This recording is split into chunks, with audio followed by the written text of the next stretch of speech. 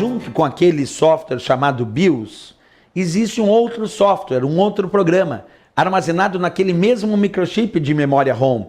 Esse software nós chamamos de setup. E esse setup serve para alterar as configurações de inicialização do teu sistema.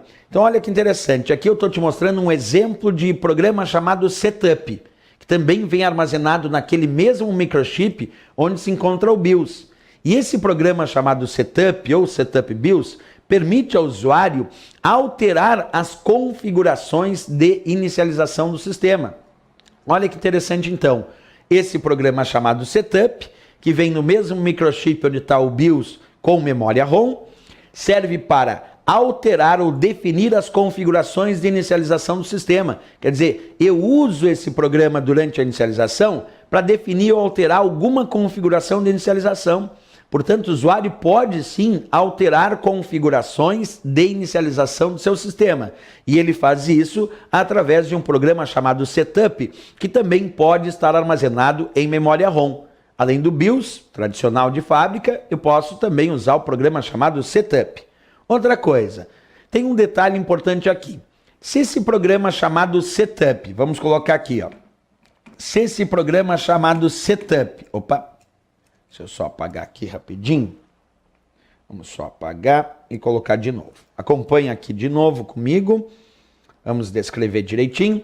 Se esse programa chamado setup, como eu disse, permite ao usuário alterar as configurações de inicialização do sistema, a minha pergunta é a seguinte: quando o usuário utiliza o programa setup para alterar as configurações de inicialização, onde essas configurações serão armazenadas? Elas não podem ser armazenadas no mesmo microchip de memória ROM, porque a memória ROM é apenas de leitura para o usuário. E o usuário quer gravar essas configurações em algum lugar. Essas configurações que ele alterou através do programa chamado setup. E essa é a minha pergunta. Onde o usuário grava as configurações que ele alterou através do programa chamado setup? A resposta, ele grava essas configurações numa outra memória chamada CMOS, que é a memória de configuração.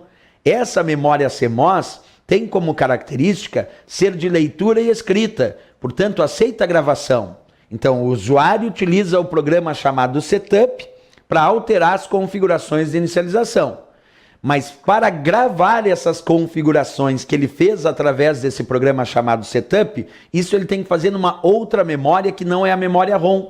Então ele grava as configurações que ele fez através do setup numa memória chamada CMOS, a chamada memória de configuração.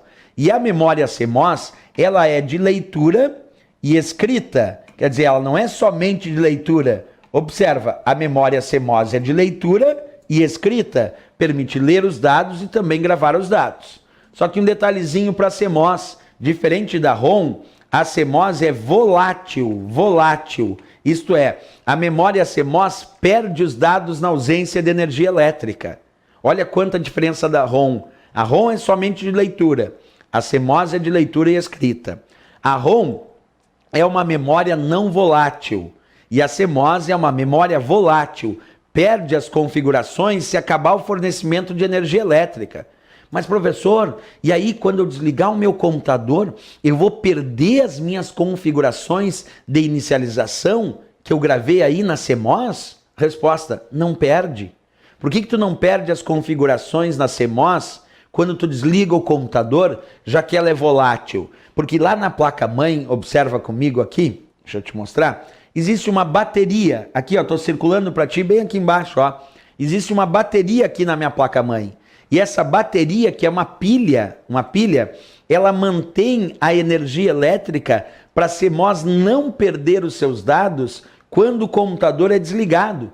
Quer dizer, já que a CMOS é volátil e ela perde os dados na ausência de energia elétrica, eu te pergunto, quem mantém a energia elétrica necessária para a CMOS não perder as configurações de inicialização quando tu desliga o teu computador?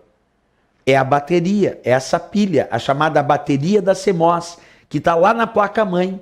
A bateria da CMOS é a responsável por manter a energia elétrica necessária para a CMOS não perder as configurações de inicialização quando tu desligar o teu computador.